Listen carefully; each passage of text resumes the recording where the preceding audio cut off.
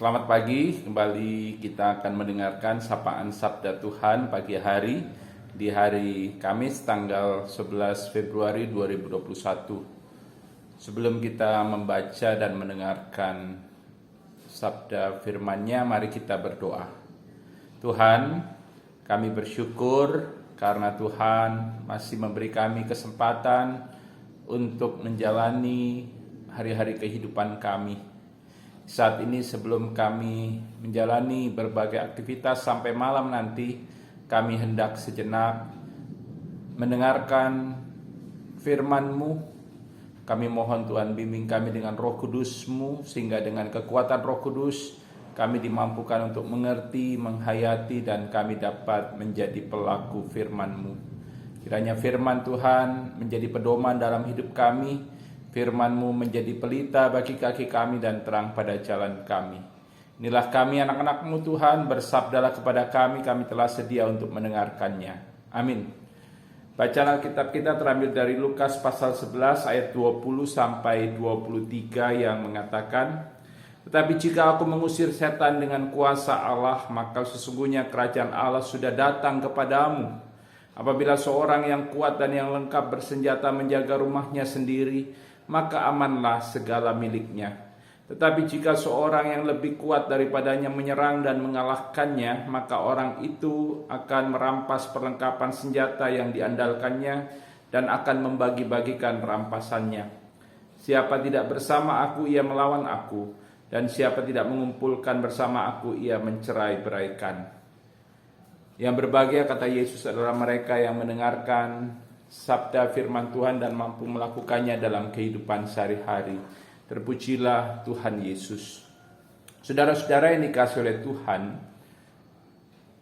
iblis atau setan selalu berupaya untuk melawan, untuk mengacaukan dan bahkan menggagalkan rencana Allah dalam mengerjakan karya penyelamatan bagi manusia dan dunia yang dikuasai oleh dosa. Dalam beberapa bagian dalam kitab-kitab Injil diceritakan tentang setan yang unjuk kuasa dan kekuatan dalam melawan dan menggagalkan rencana keselamatan Allah. Salah satunya kita dapat temukan dalam bacaan Alkitab kita hari ini dalam Lukas pasal 11 ayat 14 sampai 23. Yang bagiannya kita baca dalam bacaan Alkitab pada pagi hari ini. Penulis Injil Lukas menceritakan bahwa pada suatu kali Yesus berjumpa dengan orang yang dirasuki oleh setan. Setan itu membuat orang yang kerasukan setan itu membisu, tidak dapat berbicara, tidak dapat berkata-kata. Namun dengan kekuatan kuasa Allah, Yesus mengusir setan yang merasuki orang itu, sehingga orang itu akhirnya dapat berbicara lagi. Di sini kita melihat bahwa setan berusaha mengacaukan rencana Allah. Namun kuasa Allah selalu lebih kuat daripada kuasa setan atau iblis. Apakah setan lalu akhirnya menyerah? Tidak. Kalau kita baca di ayatnya yang ke 17, 18, 19, di situ kita dapat membaca dan akhirnya mengambil kesimpulan bahwa setan tidak menyerah. Setan tidak berhenti berusaha mengacaukan rencana keselamatan Allah untuk menyelamatkan dunia. Setan masih terus berusaha dan berupaya menggagalkan rencana Allah. Dia bekerja dalam diri seseorang, di mana orang itu kemudian menuduh Yesus melakukan pengusiran setan dengan kuasa Beelzebul. Beelzebul adalah dewa Baal, orang Kanaan, yang berarti tuan segala kekuatan. Orang yang dikuasai oleh setan ini, walaupun dia tidak menunjukkan kerasukan setan, tetapi ia dikuasai setan. Dia menuduh Yesus mengusir setan dengan kuasa Beelzebul, dan Yesus mematahkan tuduhan orang tersebut. Dengan tegas Yesus mengatakan bahwa ia mengusir setan dengan kuasa Allah. Ketika ia mengusir setan dengan kuasa Allah, maka orang yang kerasukan setan itu dipulihkan dan mengalami damai sejahtera. Dan ketika orang yang kerasukan setan itu dipulihkan dan mengalami damai sejahtera, maka sesungguhnya kerajaan Allah sudah datang.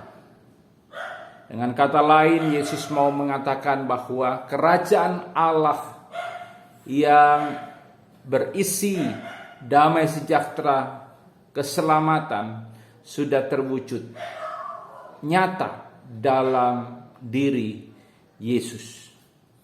Saudara-saudara yang dikasihi oleh Tuhan, apa yang mau kita renungkan dari pemberitaan firman Tuhan hari ini? Firman Tuhan hari ini mau mengingatkan yang pertama, kuasa Tuhan lebih dahsyat daripada kuasa iblis. Dan oleh karena itu kiranya kita tetap berharap dan mengandalkan Tuhan Yesus dan kekuatan kuasanya dalam kehidupan kita, khususnya dalam menghadapi berbagai pergumulan hidup. Jangan kita mengandalkan kekuatan-kekuatan lain, apalagi kekuatan iblis. Hanya Yesus andalan kita, karena Dia adalah Allah yang berkuasa. Andalkan Dia, maka kita akan selamat. Berharaplah kepada Dia, maka kita akan mengalami sukacita dan damai sejahtera. Yang kedua, kehadiran Tuhan dan kuasanya berbanding terbalik dengan kehadiran iblis atau setan. Dan di sini kita harus peka untuk melihat siapa yang bekerja di balik setiap peristiwa hidup. Ketika Tuhan hadir, akan terwujud pemulihan, kelegaan, sukacita, dan damai sejahtera. Sedangkan kehadiran iblis atau setan selalu mewujudkan ketakutan, kegelisahan, dan juga berbagai hal-hal yang mengecewakan. Ketika iblis atau setan hadir dalam hidup kita, mungkin akan timbul pikiran-pikiran negatif dalam benak kita terhadap orang lain. Ketika iblis atau setan hadir menguasai kehidupan kita, mungkin kita akan melontarkan kata-kata yang negatif atau tuduhan-tuduhan palsu yang tidak berdasar kepada sesama kita, sehingga mengakibatkan perpecahan, mengakibatkan konflik, mengakibatkan kekacauan dan kehancuran. Saudara-saudara yang dikasihi oleh Tuhan, apakah dalam keluarga kita sering melontarkan tuduhan-tuduhan yang tidak berdasar kepada suami atau kepada istri atau kepada anak-anak atau mungkin kepada orang tua kita? Demikian juga dalam pelayanan di gereja. Apakah sebagai warga gereja kita suka melontarkan tuduhan negatif, tuduhan-tuduhan palsu kepada pelayan-pelayan Tuhan? Atau mungkin sebaliknya, pelayan-pelayan Tuhan juga sering melihat secara negatif atau bahkan melontarkan tuduhan-tuduhan yang negatif terhadap warga jemaat. Jika itu terjadi, maka kita harus waspada. Bisa jadi iblis sedang bekerja dan berkuasa dalam diri kita. Ya, bekerja dalam diri kita bukan membuat kita seperti orang yang sedang kerasukan setan yang berteriak-teriak. Tetapi ia bisa bekerja dalam diri kita dengan cara yang halus.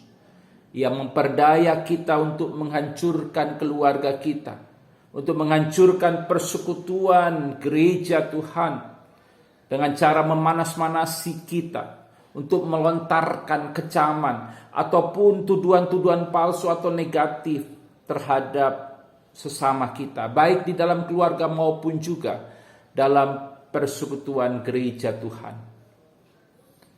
Yang jelas iblis selalu menginginkan persekutuan hidup rumah tangga atau persekutuan hidup berjemaat akhirnya kacau dan hancur. Jangan mau diperdaya oleh iblis. Biarlah hidup kita dikuasai oleh Roh Kudus, sehingga apa yang kita katakan itu bukan menuduh, tetapi justru membangun, memotivasi, memberi semangat kepada orang lain. Kehadiran kita juga menghadirkan sukacita, damai sejahtera bagi orang lain. Karena jika Roh Kudus bekerja dalam diri kita, maka pastilah ada sukacita, ada damai sejahtera dalam diri dan hidup kita, dan itu akan terpancar lewat sikap, perilaku hidup, dan tutur kata kita. Kiranya firman Tuhan hari ini menjadi dasar bagi kita untuk menjalani seluruh aktivitas dan kerja karya kita di sepanjang hari ini. Tuhan Yesus memberkati kita. Amin. Mari kita berdoa. Ya Tuhan, terima kasih karena kami sudah mendengarkan sabda firman-Mu. Biarlah kiranya kami percaya dan yakin bahwa kuasa Tuhan lebih dahsyat daripada kuasa iblis. Kuasa Tuhan menaklukkan kuasa iblis, dan biarlah kiranya dalam hidup kami selalu mengandalkan kekuatan kuasa Tuhan. Dan kami juga diingatkan bahwa iblis tidak akan pernah berhenti bekerja. Ia akan selalu berusaha untuk menggagalkan rencana Allah yang penuh damai sejahtera. Biarlah kiranya kami tidak dikuasai oleh iblis. Biarlah kiranya setiap kata-kata kami, tindakan, perbuatan, dan sikap kami mendatangkan kebahagiaan, sukacita, damai sejahtera bagi orang lain. Kami tidak menuduh orang lain dengan kata-kata yang negatif. Kami tidak melontarkan tuduhan-tuduhan palsu yang dapat mengakibatkan kekacauan, konflik, perseteruan, atau kehancuran dalam hidup keluarga maupun persekutuan berjemaat. Kuasailah kami dengan Roh Kudus-Mu, sehingga kami mengalami damai sejahtera. Kami saat ini mohon kiranya Tuhan beserta kami, Tuhan menjaga melindungi kami, Tuhan jauhkan dari kecelakaan, dari bahaya, petaka, bencana, dan penyakit. Kiranya sukacita, kebahagiaan, damai sejahtera menjadi bagian dalam kehidupan kami. Tuhan jauhkan dari hal-hal yang buruk dan negatif. Tuhan lindungi kami dari yang jahat, lepaskan kami dari cobaan. Bagi yang sakit Tuhan sembuhkan, bagi yang mengalami pergumulan Tuhan berikan jalan keluar yang terbaik. Inilah doa kami ya Tuhan. Kami mohon ampun atas segala dosa dan kesalahan kami. Dalam nama Tuhan Yesus, Tuhan dan Juru Selamat kami berdoa. Amin. Selamat pagi, Tuhan Yesus memberkati kehidupan kita semua. Amin.